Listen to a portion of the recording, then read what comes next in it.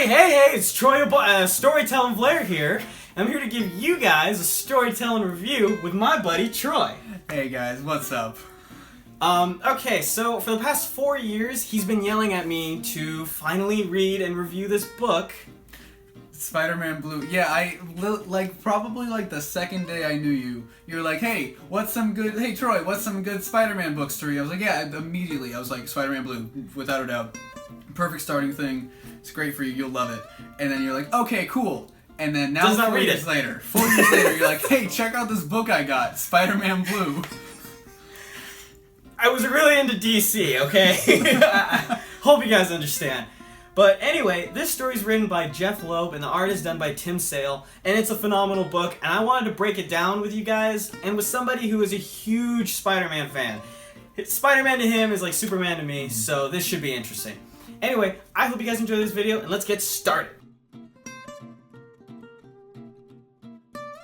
Okay, so before we get into the story, what'd you think of the art? I really like the art. It's a little bit stylized. It's very pastelish, and it's not realistic.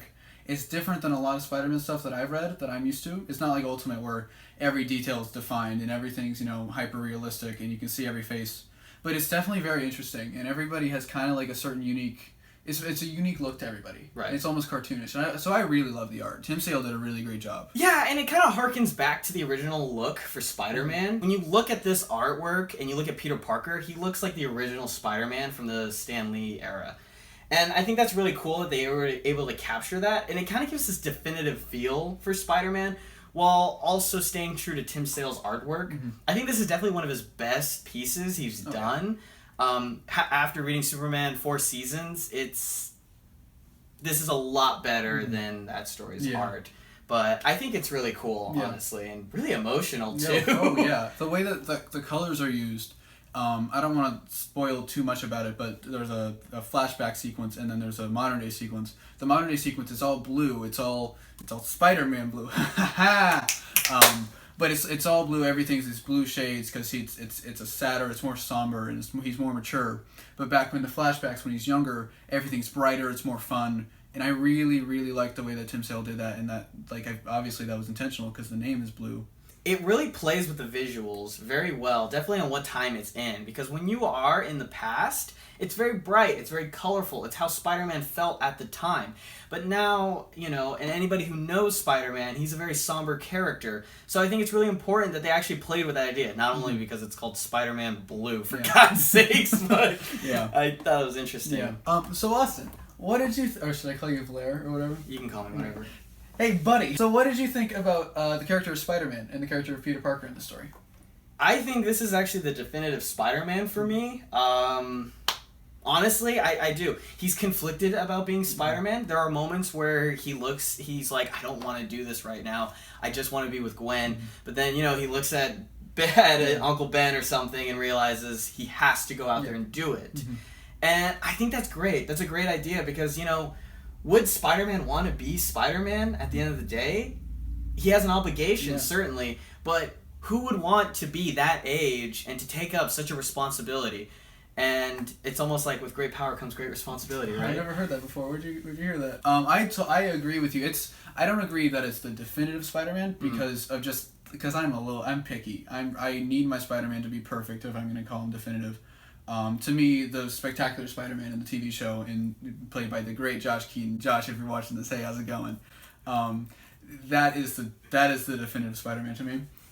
Because with me in Blue, there are a couple of minor things that bother me with him, like he's conflicted and the personal relationships are really well done, but at the same time, earlier in the story, he wants to be popular, and he goes out and tries to be part of the popular crowd, which that's something that's it's not too against Peter to do that, but it's just I don't know, it's why try to be popular? It feels a little off, and it's not the type of character that you fell in love with. Yeah, I totally understand that.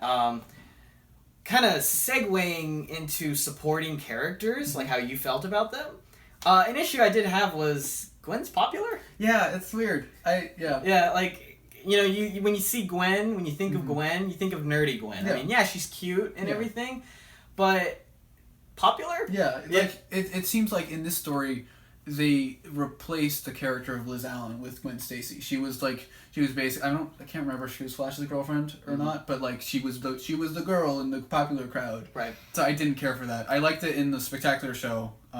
She's kind of the nerd and she's best friends with Peter.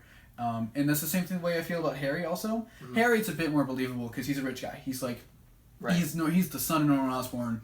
So of course he'd be popular, but in this, it's believable. Mm-hmm. But I always liked him as being like, because he's so rich, he's an outcast. You know what I thought was really off about the story with Harry?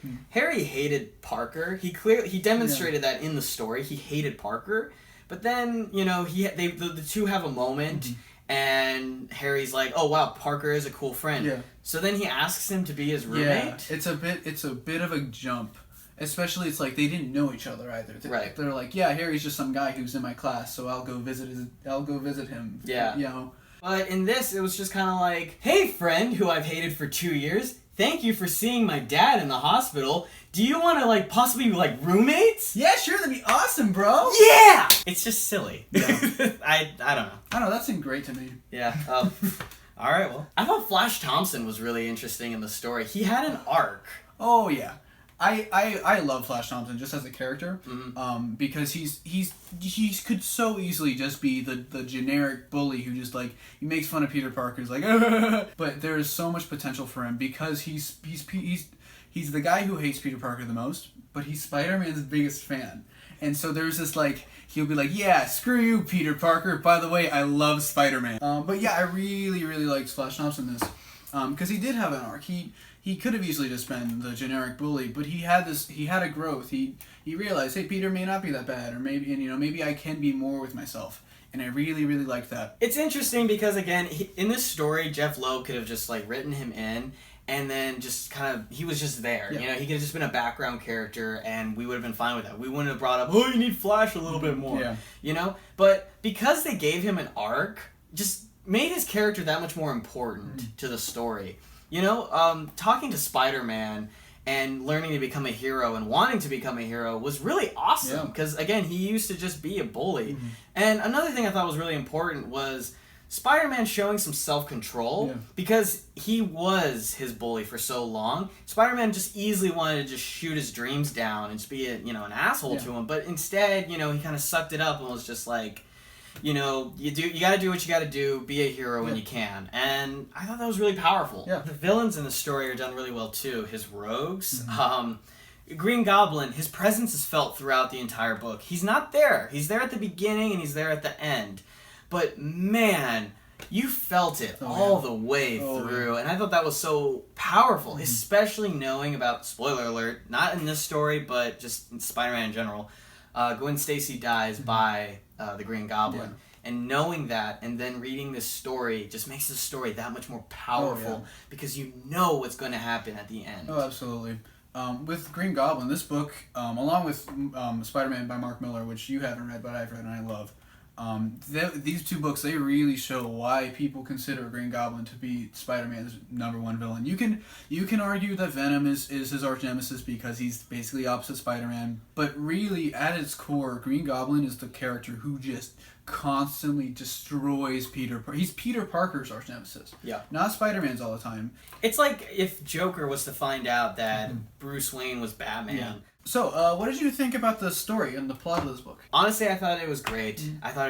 It told a very simple story. It told a sad story. The cover basically gives away what kind of mood you're going to be in throughout the entire thing.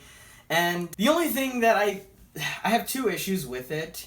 The first one, it feels very safe. Yeah. It's a very safe book. There's no risks really taken with this. It's just Spider-Man. Yeah. And that's what it is. It's just a simple Spider-Man story.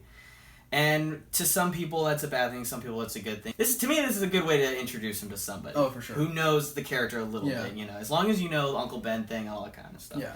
But the other thing I thought was a problem was for a story that's about Peter and Gwen, there wasn't a whole lot of Peter and Gwen together. I can see that. She was more of a side character than Flash was. Flash was a more developed character in the story than Gwen was, which I wish there was at least one issue where it showed what the relation was like together, so that it could be a little bit more tragic knowing what Yeah. happens. It's one of those things where I would have liked to have seen them together. Yeah. You know? I think the intent of Jeff Loeb with that, though, is he means for this to kind of... It's not supposed to be a perfect story for the relationship, a perfect origin, but it's you now have the capability, you now have the tools that you need to jump right into the old story. If you want to, you can read Gwen Stacy's death now, because it's not because you didn't read about it in this. You can read the original story. Yeah. You know, it was definitely a really safe book. It was a lot like it reminds me. We've talked about this before. It reminds me of Batman Hush. Yeah. It's definitely it introduces all the big Spider-Man villains. It introduces all of his rogues in a safe and pretty easy way. Once one rogue is taken care of, it's done, and they don't come back later. And it's safe. It's a good intro. Yeah. But it's better than Hush for me because of it. It's a standalone story, firstly. So it doesn't lead into the things. It's not really disappointing. Yeah. Like Hush, because Hush didn't really deal with Hush very much. It didn't have... my biggest problem with Hush is it didn't have an ending, a definitive ending. Yeah. You had to read another book for it, which, if those two were sold together, I would have no problem. Yeah. But the fact that it didn't have a definitive ending... What's nice to note, though, is Hush and Spider-Man Blue were written by the same guy, Jeff Loeb. Yeah. So you really can see elements from the two. Yeah. So I thought it was really cool. Like I said, it's a very definitive Spider-Man story because you're introduced to all of his rogues and stuff like that. And you see how he interacts with all of them differently, too, which is really cool. After finishing it, it's great. Yeah. It feels very, not empowering, but it's a good story. Yeah, and it leaves a feeling in your chest about it's sad, but it's also good. And it's sad, but it's happy. It's bad, but it's nice. Jeff Loeb and Tim Sale are an amazing team. They really are. So I gotta give it to him on this one. So I have a real quick question. Who do you think would win in a fight? Superman or Spider-Man? Is this like a real question? Who? It's Spider-Man, obviously. You don't think Superman could win? No, what? Superman's boring. Do you even read the comics? God, you're right. Anyway, so my personal final thoughts of the story is it's a 9 out of 10. Because it's just a definitive story for me. Anybody who asks me, hey, I want to read a really good Spider-Man book, where should I start? It may not be a good starting point, but for anybody who knows who Spider-Man is, this is just a great start in general. You get introduced to all of the characters, Spider-Man, Gwen, his relationships, and it's just done in such a beautiful way. I can't help but recommend this book to anybody who's interested in reading it. My only flaw really is, I wish there was a little bit more of a relationship with Spider-Man and Gwen, and it was a very safe story. There was nothing risky about it. It was just Spider-Man at his finest, really. So. And I agree. I do. I think it's a great story. I think it's a really great way to introduce somebody to Spider-Man if they already know him. Obviously, there's no origin, but everybody knows the origin at this point. Right. So I think I'd give it a 9.1 because I know I like it more than him. So it's a 9.1 for me because I love this book. And even with I feel like I said a lot of problems with it. Don't let that mean I don't like this book. I adore this thing. I read it 6 or 7 years ago, on my phone. So I read it and I was like, this is great. And then when you said you were doing a review of it, I reread it and it's like, this is really great, especially as a Spider-Man fan, where it's really hard to find a really good single story Spider-Man book. Yeah. It made me feel like how I felt after I read New Frontier. Oh, yeah. And I had actually just finished Watchmen before I read that book, and then I read that one, and I was like, this is awesome in its own right, too! Because I was worried that nothing else would, be as good as, those couple of stories, and I was wrong. Spider-Man Blue. Who knew? It was a great... I should have listened to you 4 years ago. Literally 4 years ago. Anyway, guys, I hope you enjoy this. I hope you enjoyed having Troy Oboyo here. He's going to have a YouTube channel soon, so maybe we should check out his stuff. Who knows? Who knows? I'll link it to you guys. But anyway, if you guys enjoyed this review, please leave a like, subscribe. Don't forget to smash that like button. All the things. Don't forget to hit that bell notification if you want to get notifications for whenever we upload a new video. Don't forget to comment, leave what you think. Like me on Facebook. Please like me on Facebook.